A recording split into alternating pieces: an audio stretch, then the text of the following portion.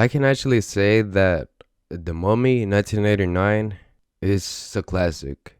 When I was younger, I watched this movie, maybe around 7 years old or so, but this might have been the movie that actually introduced me to the genre of horror. You can argue that this movie is mostly action adventure. If you look at it on Google, the first genre that comes up for this movie is horror.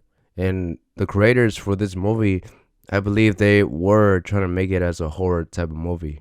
My voice sounds a little bit different because I do have a cold. So, yes, please bear with me, guys. Hello, I'm Cristopher Zamora. Welcome to the channel.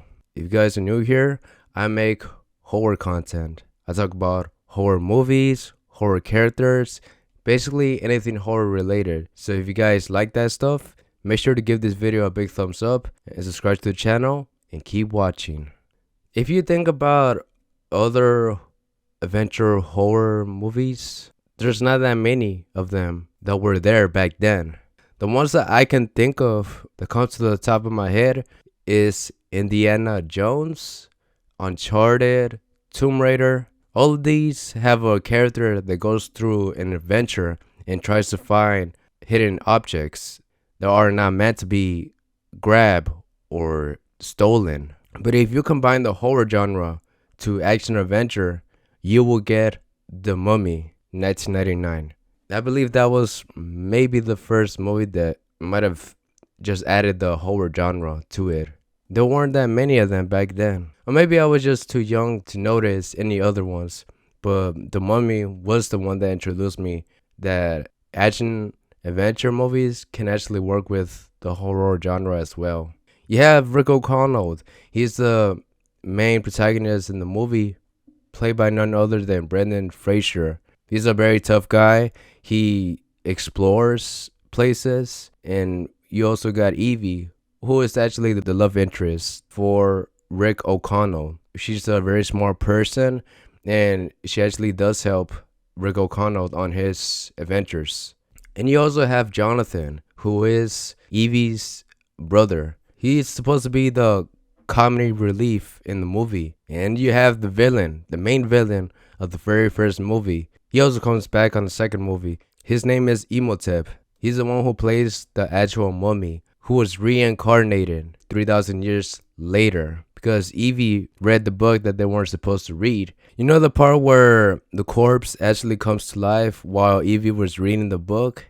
I wasn't expecting the actual corpse to come alive. This is when I noticed that this movie was going to be a one hell of a ride and one hell of a movie to actually experience for the very first time.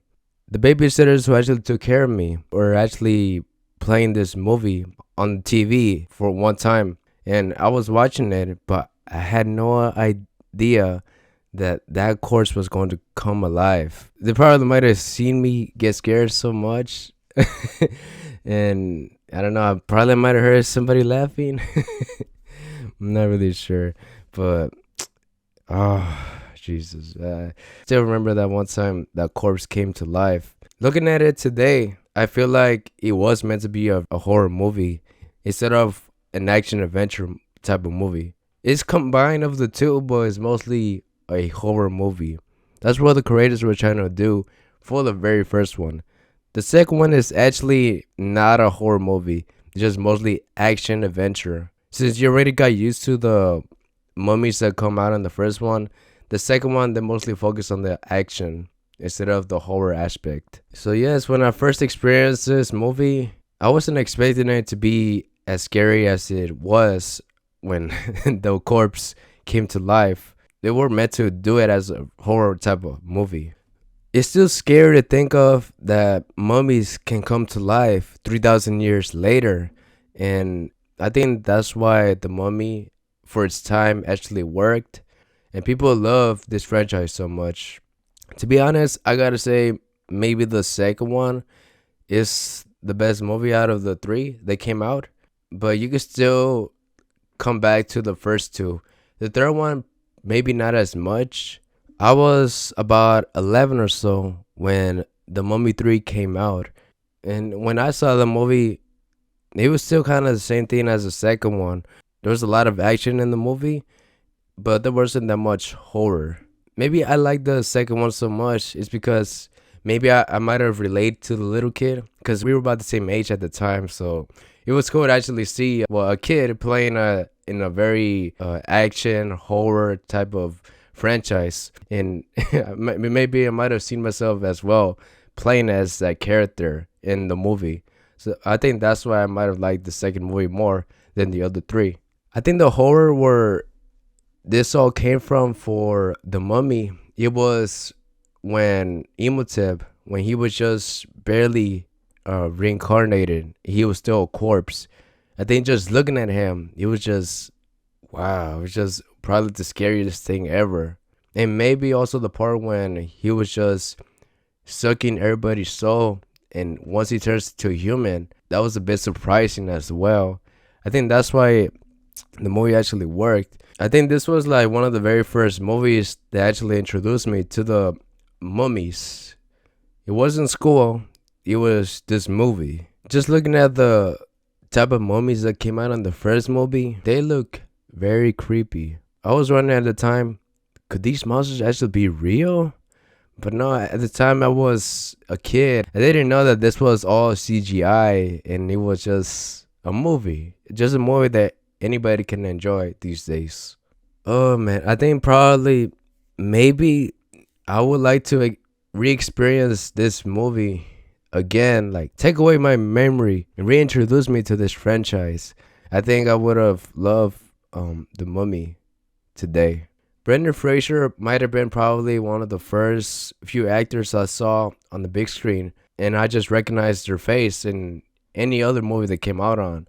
For example, I saw him came out on George of the Jungle, The Looney Tunes, Journey to the Center of the Earth, and also Insano Man. That was the other movies that I saw him on. He did a very good job playing as Rick O'Connell in The Mummy, and I believe that's why he got different roles in Hollywood. But then he had to leave. Do not want to get into it, but he just left. If you guys are interested, just do your research why he left. He had to leave Hollywood for some time. Since he was one of the first few actors I saw on the big screen, it's cool that he came back on his new movie that's coming out called The Whale.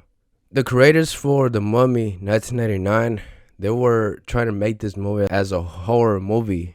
If you see other titles like 28 Weeks Later, Dawn of the Dead, 2004, those movies are actual horror type of movies. The first genre that comes to your mind is horror.